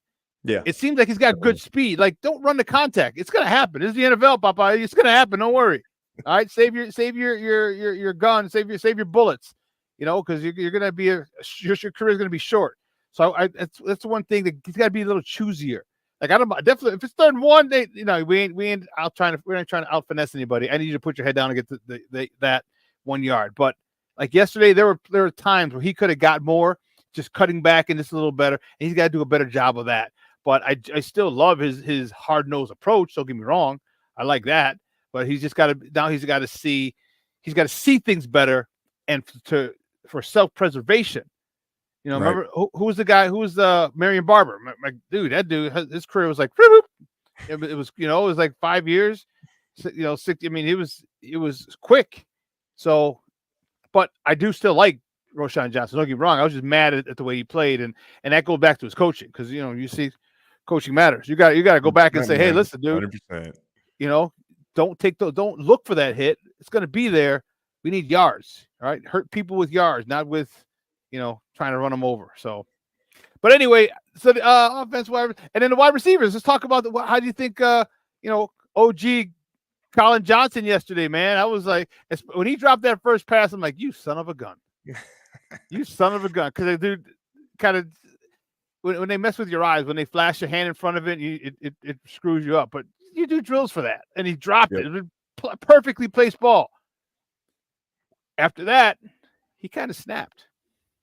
Yeah, and he even made the first special teams tackle for the Bears on the opening kickoff, and that was pretty cool, I thought. But yeah, man, I mean, people, your detractors, your haters, they're going to say on the touchdown catch, oh, well, the Texans defender slipped. Yeah, he better have caught that. Well, you got the sideline catch as your complete comeback or your absolute proof that the dude was fighting too. That DB was fighting, trying to knock that ball out. Yeah, that's a true wide receiver one. Now, let me say I'm not saying Colin Johnson's a wide receiver one by any means, but I'm just saying that is a true wide receiver one play. That is a big boy play that he made. So the potential is obviously there. And then obviously he can play teams, so that helps. And then just the heart, though. I mean, I don't know if y'all have heard this yet, probably, but either way, I just love how, they talked about how the special teams coach kept wanting to dial him back as he was making the big plays, because obviously he's got a lot of momentum going, don't want to, get him hurt if they can avoid it. And he still wanted to play, and he still went out there and played. He was still playing special team snaps and going out there on offense and stuff. So, he said he wanted to give all the glory to God because, he's been through a lot up to this stage in his career in terms of injuries and trying to, fight for roster spots. So, I mean, that's as good as a start outside of the drop that you can get to your preseason games, and absolutely pulling for the kid, and especially in a crowded receiver room, because I mean, 4 of the however many they keep are pretty much already established. 5 if you want to throw in Velus Jones Jr., which he should be fine. But yeah, I mean, it's a crowded room with a lot of talent, so it's going to be tough to crack, but absolutely love to see it. And they mentioned it yesterday, and you also got to remember as well, guys, is that he's not just auditioning for the Bears. All right, that tape that he put out there yesterday, other teams are going to say, "Hey, you know what? Let's take a flyer on him." The Bears don't have any, and other teams know what we got. Other teams know what we got. They know we got DJ. They know we got Keenan. They know we got Rome. They know we got Tyler Scott. All right, our top 5. Like, okay, yeah, they might not have room for him. If they put him on a practice squad, we're going to snatch him up. And if someone snatches him up, you got to go on the active roster. So I'm pulling for that kid as well. I'm really pulling for that kid as well. I think he did his ability to go get it. Like I said, that DB wasn't just one of those we've seen where guys just jump over DBs, and DBs are like, "Oh, what's going on? I didn't see it. It happens. I was turned around." No, that DB was fighting. He was fighting, trying to rip that ball out. And I was like, man, that's like you said, that was a wide receiver one catch. That was a big boy catch that he made on the sideline. And that, to me, that opened my eyes. Like, oh, snap. Okay. So now he's got to build on. He's got 3 more preseason games. Give me a couple more catches. I'm not worried about the touchdowns. Just give me some good catches. Give me, settle down in the zone in a soft spot. If they're in zone, and that I want to see, because that's going to be a tough decision. Like Velus Jones, we can get another receiver, turner back. We can use Khalil Herbert back there at the kickoffs. We don't really need you. We got Tyler Scott. We don't really need you, Velus Jones. So, or maybe they keep 6 because Torrey Taylor's not a roster spot. That's wild. Yeah, man, that's pretty cool. I like how that developed. I was brushing up a little bit before coming on, and I was like, oh yeah, I completely forgot that they got him on IPP now. That's gonna come in handy over the next couple weeks. Big time, Ryan Poles, you sneaky son of a gun. Yeah. But yeah, going back to your point about not worried about the touchdowns, worried about the little thing. That's what I look for during the preseason, or situational things, like how do they do on 3rd down, how do they do in 4th down, in the red zone, so on and so forth. Obviously the Bears 1 for 1 in the red zone yesterday when they got into the 3rd quarter, got that 3rd and 5 and scored the 9-yard touchdown, and then. Defense could have been better, 2 of 3, obviously. But, when you look at 3rd down, the Bears overall finished 2 of 8 on defense, which is great, obviously. I think the Texans started off like 2 of 4 or something like that, and then it was 4 straight 3-and-outs. And what they got into it, what happened too was they played the kind of defense they want to play. They got them into 3rd and long on, 1, 2, 3, 4, 5, 6. And 6 of those instances were a 3rd and 12, 3rd and 16, and a 3rd and 26, and that 3rd and 26 was the sack fumble, right? So that's the kind of stuff you want to kind of check out. Obviously, you don't like them allowing the You don't like the defensive hold on the 3rd and 4 that gave them the first down. You don't like allowing the 10-yard run on 3rd and 1. But man, outside, that's the kind of stuff I look for. And I thought in terms of defense, the Bears, and we've talked about it here so many times, is the defense that Eberflus runs. Yeah, it might not be, what most defenses are ran in today's NFL. It's a little bit more basic. And I say that respectfully. I don't mean that in a bad way. But when they run it the way they want to run it, it gets stuff done. Sorry, I almost cursed. But it gets stuff done at the end of the day. It does get shit done. It's okay. Yeah, there we go. All right. So yeah, and that's how you can beat today's top offenses. It's just harder to do it in today's NFL. But yeah, so love to see that from the Bears last night. I'm again differ with you a little bit. Like, these guys are fighting for spots, and the way that they held on after that first two drives, I was like, shit, man, this is gonna be okay. Preseason, man, they to use a term from Mike Krzyzewski's Duke Blue Devils, they turned the screws defensively. I was like, whoa. They're coming up. You saw the ball on the flat. And before that ball was even in there, you saw a defender coming in the picture before the receiver even got the ball. Boom, hit, snap right there. No yak. I was like, okay, good. I think, and this is a whole bunch of guys who were just put together this year. I like the way that they played. I like the way, because you're not used to playing with this guy. He's from Texas. You're from Oklahoma. This guy's from New England. This guy's from Florida. You know what I mean? And they're coming together. I thought after those first 2 series, they played well. And I know Barry Lisa talked about the linebackers, and they didn't do well. Yeah, I'm not going to argue that, but they did. But when it came down to it, except for the touchdown, their first touchdown where he slipped, I think it was okay. I think I give that the squad a B. Because you don't just go and just, because you're equally yoked. You're fighting guys who are playing guys who are fighting for spots just like you are, and learn a new offense and all this other stuff, and you stop them. What do you say? 4 times, 4 3-and-outs, 4 consecutive. Yeah. After, let's see, they had 3 consecutive. 4 consecutive after their 5 consecutive after their last 3rd down. Yeah, they converted a 3rd and 7, the 15-yard pass to Agumbawale, and then after that it was 1, 2, 3, 4, 5 straight. Yeah, and third downs. They bucked up, and I guarantee the coach had a little something to say about it at halftime. Oh yeah, 100%. Man. Mm-hmm. So I like it. I like it. I'm looking forward to these. The last few spots on the roster. That's gonna be a dogfight for some of those guys, and some of those guys might get scooped up off the practice squad because you're gonna want to store some. It was a good day. All right, to borrow the words of the poet laureate Ice Cube, today was a good day. Yesterday was a good day, and I liked it. Now we need to build on it. What they did that I really liked. They took advantage of the fact that you're not going to get all those plays now. All right, next week, the next probably 2 games. All right, the starters are going to play.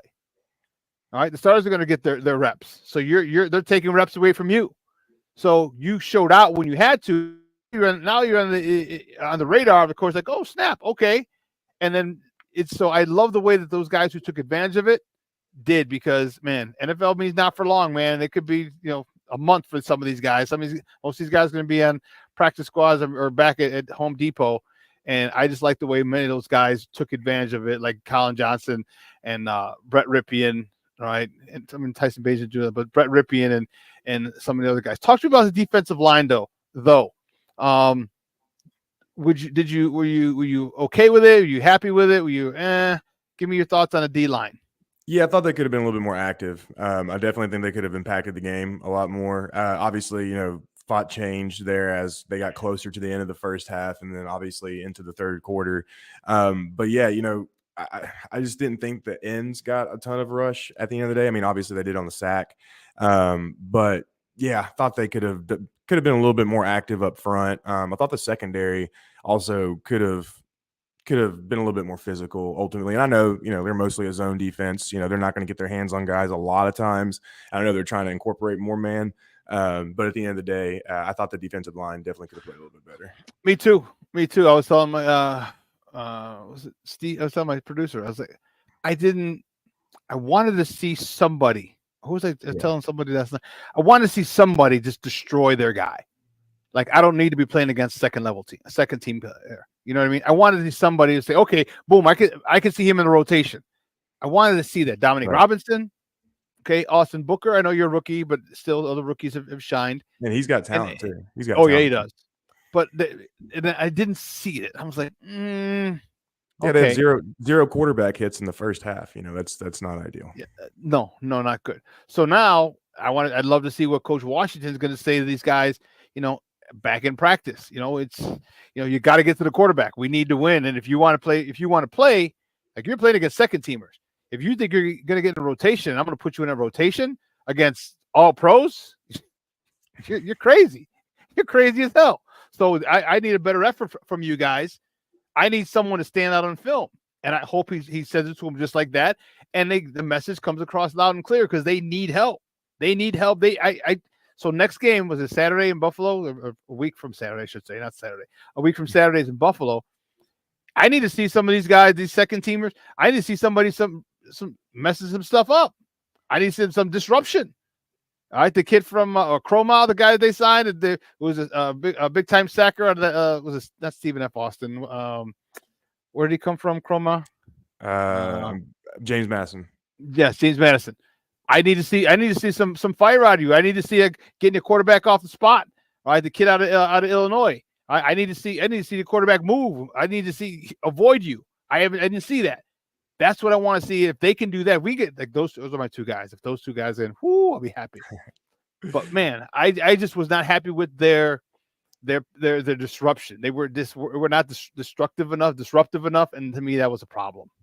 Yeah, and you know, out like you were just talking about taking advantage of opportunity. There's plenty of opportunity. You know, obviously the Bears starters are pretty much set, but behind the defensive line, you know, outside of Zach Pickens, it's wide open. I mean, Dominic Robinson obviously has been flashed a little bit over the last few years, but he's still not like an absolute lock to win any kind of backup job. So Jacob Martin's got experience, but yeah, I mean, none of these guys are solidified. So yeah, there's plenty of opportunity. Somebody's just got to step up and take it. And hopefully that happens next week.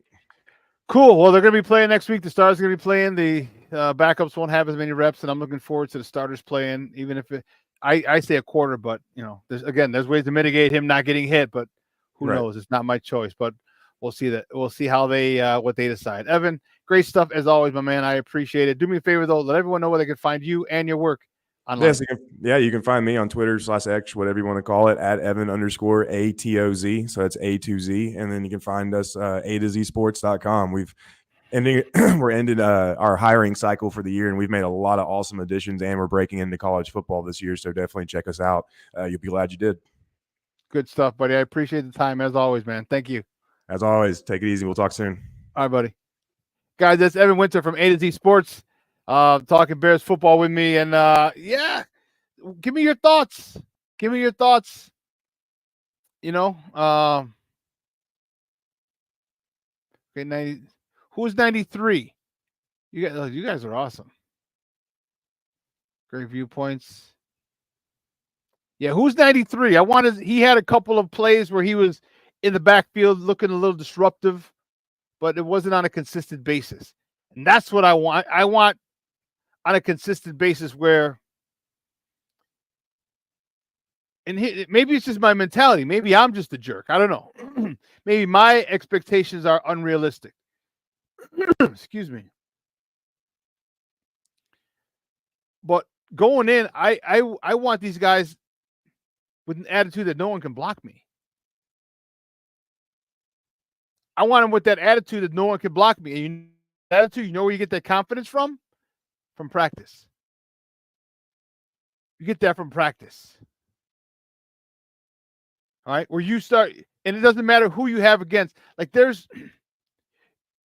you watch certain players,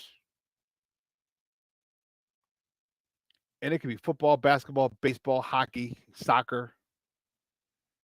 And when they come in, they can be young, and there's no fear. There's no fear. They'll go up to the best player on the team. Now, they might get embarrassed. Don't get me wrong. But you know what? That player that embarrassed them, they'll be laughing and talking shit, but behind closed doors, you'll be like, damn, dude, that dude, he manned up to me. Or he came right at me down the lane. Or he tried to, he thought he was going to move me out of the, block me off to the sideline or out to the hash mark. You know what I mean? Like there's respect. Just because they're shit talking doesn't mean there's not respect. Game recognizes game. And I needed to see, and I want to see, and I didn't see it yesterday. It doesn't mean the whole preseason's lost. There's no one can help, and it's no. And I don't want you to think that I'm like, oh, Chicken Little, the sky's fall. Like I'm not saying that at all. It's okay that they didn't do that. Why? Because now Coach Washington can get them in film and say, here's what I need you to do. Haven't I been telling you this? Didn't I tell you this? You didn't do this when we talked. You didn't do this. You didn't do this. Here's where you did this. You got some pressure. Now you learn. Now you learn. And now it says, hey, listen, now that you got your first film study, unfortunately, you're getting less reps because the starters are going to be playing. So who takes what feedback is given by Coach Washington? I'm just talking D-line right now. Who takes what feedback is given from Coach Washington and implements it in the reduced amount of snaps you're going to get next week and the following week? Because you'll probably have a lot of snaps the last game. So I don't want you to think I'm Chicken Little, sky is falling. And I'm not that at all. I just wanted someone to stand out game one. Like I wanted someone to say, this is game one, watch. I'm going to put everybody I noticed from jump. I didn't see that. And that's okay. It doesn't mean that someone can't do it in game two. Doesn't mean someone can't do it in game three or the last preseason game. Doesn't mean that. Doesn't mean that someone can't get to that point, make the squad, and then do it in week 3. You know what I mean? So I just would have liked to see. Like, oh, there's that dude again. Mama, there go that man again. Some dude just kept getting pressure, and had it in his mind that you're not going to block me. So hopefully they review the film as they, talk to Coach Washington, as they talk to their peers. Okay. If they get a more like that the mentality, that is what I want. And I think you can get there.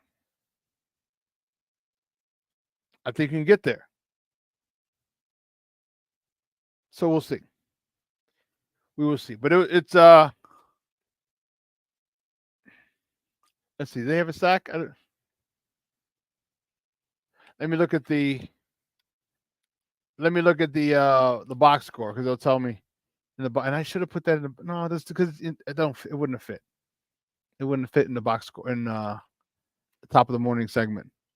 There we go. Sacks. No.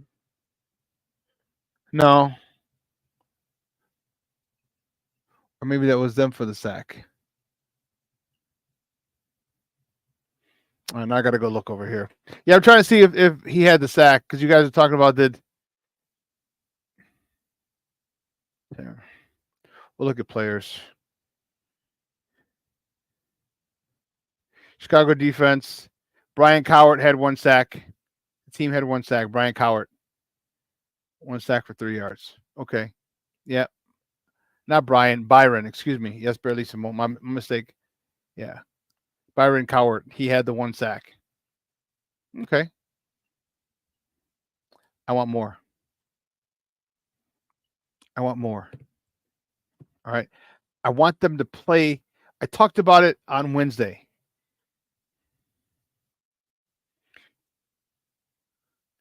There has to be an insatiable appetite. You're on defense. It could happen on offense. You see Tevinjenkins. We've seen Kyle Long. But on defense,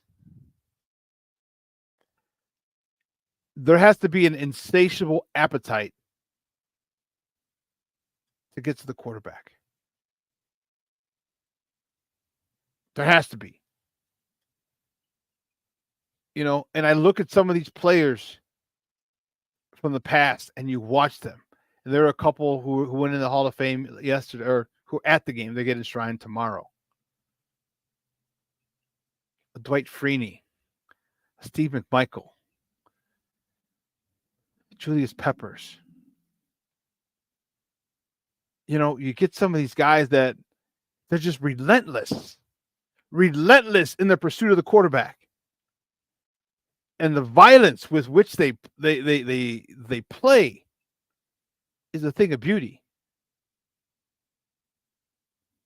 The violence is a thing of beauty. And I don't see that from these guys. Because, listen, you give me a guy with a motor. Yes, Patrick Willis as well. Thank you, Brian. You give me a guy with a motor, I'll take that over a guy who's skilled any day. I don't want to have to ramp you up. I can teach you skills. I can teach you a rip move. I can teach you a comeback. I can teach you a counter. I can teach you a swim. I can teach you all these things. I can teach you push-pull. That I can teach you. I can't teach you. I can't teach your heart. I can't teach your effort. I can't teach your desire. I can't. And I didn't see it as much as I wanted to. And some could have been nervous. You could have been nervous at your first game in the NFL, or maybe you're on your last leg. There's a whole bunch of reasons. Okay, I'll be willing to give that to you. I better see some different shit on a week from Saturday. In 8 days, I better see some different shit. I better see a different mentality. I better see a different mindset. I better see a different motor. Go, if it's electric, go plug that sucker in. Till next Saturday. I want to see some guys. I don't see him foaming at the mouth to get to the quarterback. I don't. That's a problem for me. Coach Washington's got to say, hey, I need that dog. That dog in you's got to come out every play. I mean, we remember guys that we had to block. John Randall. Remember John Randall? He was only like 6. But Jesus Christ, trying to stop that son of a gun? It wasn't because of his great technique and pass moves and all. He just wouldn't freaking stop. He wouldn't stop. I need that from these guys. I need it.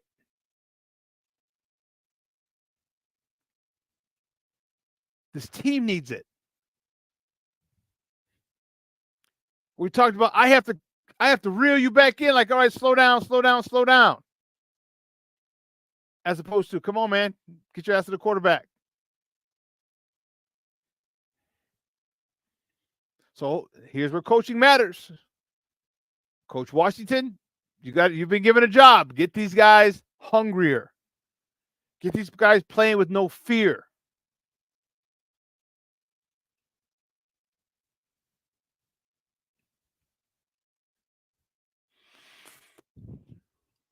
When the guy's fighting for jobs that may be with other teams or with the Bears, the drive and passion needs to be full send. Yes. Yes. End of story. You see it on tape. You see it live if you're there. You're like, oh, damn. How many times have we had a joker that we couldn't block? Like, oh, my God. Man, quarterback he might not have made a sack and got recorded a sack, but the quarterback got moved off his spot. He had to step up and climb the pocket, roll to his right, roll to his left because someone was there, because this guy is constantly getting in his face, getting pressure. That's what I want. I'm not asking you for sacks. I never said I want sacks. You didn't hear me say it. You didn't hear me say I want these guys to have more sacks next game, did you? No. I want them more disruptive. I want them moving the quarterback off the spot. I want them in his face so he can't see. Now I gotta tuck the ball and run to my left. Oh shoot, I can't run to my left because there's another guy. I'm gonna go to my right. Oh damn, I can't. There's another guy on my right. I'm asking to be disruptive. That's what I want. I want them to be violent. and have the linebackers clean up all the mess. If it's a run, our secondary played well. When I was talking to Evan, I said, "Hey, I was watching. And I was like, these guys are hitting. That secondary was hitting. I think they've set a standard for themselves. That secondary. I believe they've set a standard for themselves, and I love it. Because after those first 2 drives, which they scored, you heard me tell them they were in the picture frame before the receiver caught the ball. If it was a pass to the flat, ball's in the air, here comes the defender. Here comes the defender. So, yeah, secondary played well. I wish they would have started the game better, but I'm more than happy with the way they finished. More than happy. Now be consistent. That's it. Now just be consistent. And you make it so difficult for GM Ryan Poles and Coach Eberflus to cut you. You make it so difficult for them. Make sure they have to stay up nights thinking, man, I don't want to let this guy go. I don't want to let this guy go. He's a contributor. I don't want to let this guy go because he's good. Because if he gets an opportunity with another team, he's going to shine. And I want him to shine here. This is what they have. This is what they need to do. Offensive lineman, the same thing. Bruja 7, it doesn't matter who's fighting. Offensive, defensive player, offensive line, running back, like Roshan Johnson. Like I want you to have, but I need your vision improved. I don't know if you can do that in one season, but I had very good vision, and I can see when guys have good vision and when guys don't. Stop being a battering ram when you don't have to be a battering ram. When you have to be one, be one. But if you don't have to, don't. You save the wear and tear on your body. Think about it. The wear and tear. Instead of having big 6 or 8, 10 big hits, maybe you're only down to 4 in that game. Let me tell you, those suckers add up. Those add up. And I'm speaking from experience. And I used to cut whenever I had defensive end. I used to cut them, and they hated it. Oh, they hated it. But I was like, man, I'm saving my body. I'm not going head up and fighting and this and that. If you're coming too fast, you're getting cut. Once guys get cut, like usually after the first time, but definitely after the second time, if they get cut a second time. Now I can fight with you. Now I'm not colliding with you. I'm saving my body.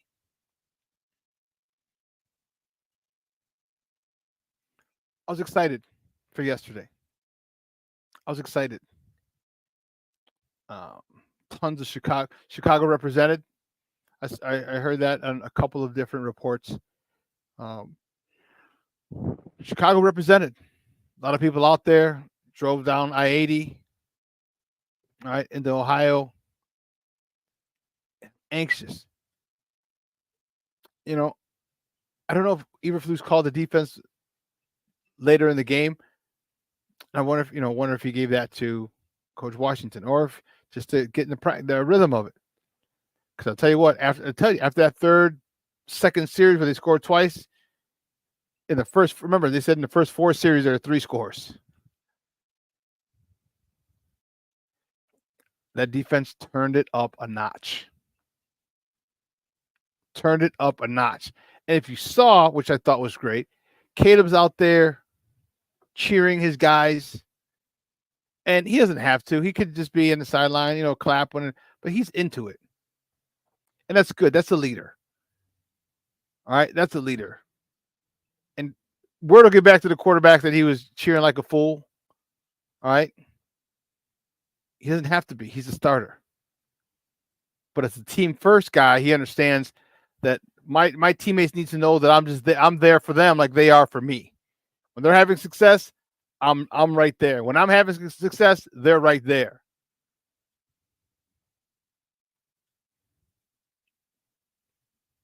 This team is coming around nicely. Really, it's shaping up really, really nice. This team. All right.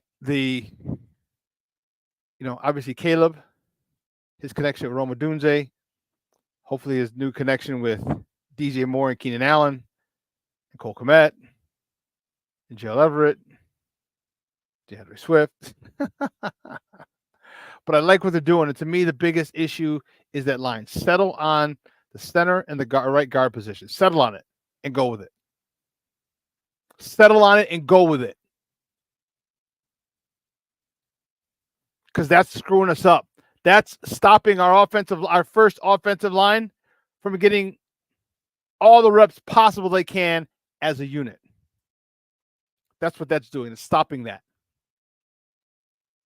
So the Bears need to make a decision on Nate. Are you just being a veteran who doesn't want to go to training camp? Because believe me, that's a thing.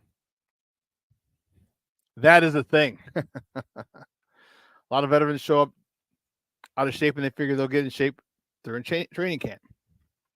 Some don't even want to go to training camp. I get it. You think I liked summer camp? We had a meet up at Holy Cross 2 weeks before the rest of the students got there.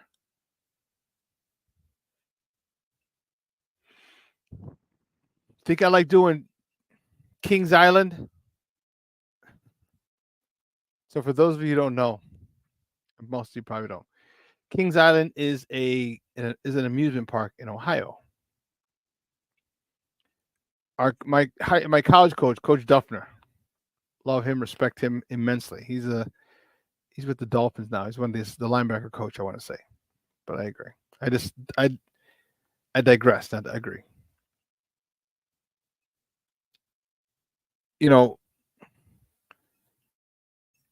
Coach Duffner, first of all, he's one of my favorite. I've been very blessed to have some great coaches. And I want to say, before, you know what? I almost forgot. I want to say a big shout out, I want to extend condolences from everyone here at Sports Zone Chicago, me personally, to the Schaller family on the loss of Coach Schaller, their dad. He's just a tough son of a gun from a different time, an older time. He passed away. What's today? Yesterday morning, and just thoughts and prayers go out. And he was that dude, man. He was the no frills guy. Again, thoughts and prayers go out to Mr. Schaller and the Schaller family from Sports Zone Chicago. But Coach Duffner was and I lost what I was going to go with Coach Duffner. That's why I don't play football. Oh, man. But let's see. The one thing that we talked about, Steve and I were talking about earlier, we were talking about the picks, the draft picks and the trades. And like the one that got away, which could really, really help us, not Nate Davis. It is, oh my goodness, I can't think of the guys. The kid from Iowa. Oh, goodness. The kid from Iowa that we let go in free agency. The kid who manhandled Aaron Donald as a rookie when he was a rookie. Daniels. What's his name? Not Lloyd Daniels. That was a basketball player. James Daniels. Is it James Daniels? Daniels, the kid from Iowa. And I know he wanted some money and everything. But look, we gave money. We gave money to Nate Davis, and where's that dude?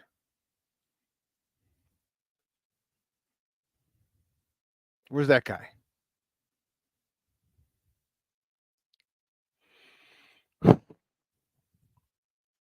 If you put Daniels at left guard, where she played, Move Tevin to right guard. You know where I'm going with this. Donald Wright on the right tackle. Braxton Jones, the left tackle. Bates, the center. Come on, man. Come on. James Daniels is his name, but yeah. Come on.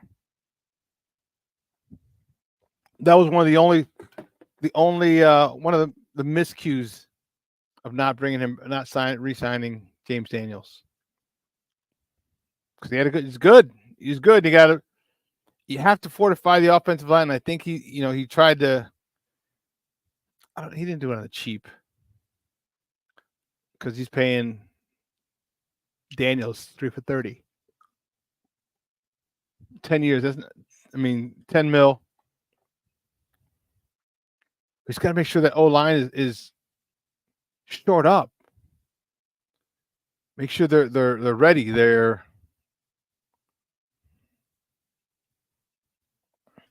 Yeah, Kez, thanks. Yeah, Nate, Daniel Jones or James Daniels. What did I say? Daniel Jones. James Daniels. Oh boy. Heard they're going to give out the Nate Jersey Award at the end of the game, but the game was suspended. Awards goes to the person in the stadium with the cleanest jersey.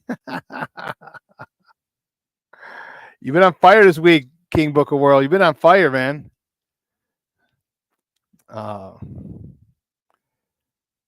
But now next week is good. I mean, we got to wait till Saturday, but that's fine. Now we get to see the starters. Who's excited about that beside me? All right. Who's excited to see the starters next Saturday? I am. Whew, I am. And I hope that they go the route that I suggested. Caleb throwing the ball, not very much. Just getting the feel of the game, the NFL game. Handing it off, give me some curls, give me some hitches, give me some slants, all those things. 1, 2, 3, throw. Literally, that's what it is. 1, 2, 3, drop, throw.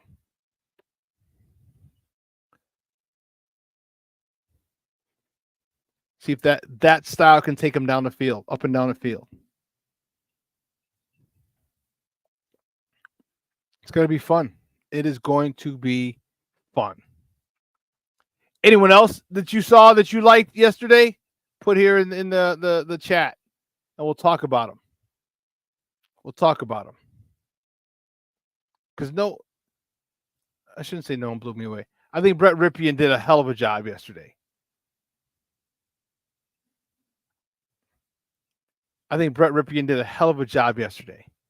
And I think he secured his spot as one of the 2 backups on this squad. The Reed kid from Western Kentucky, is it? I don't think he's got a shot.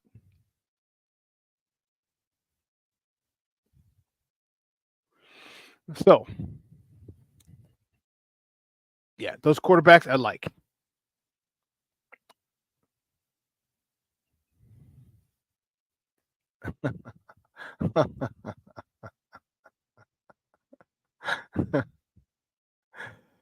He said, King Booker World, what did you call Nate Davis the other day? King Booker was a plank. I called him Blue Tent. Nate Blue Tent Davis.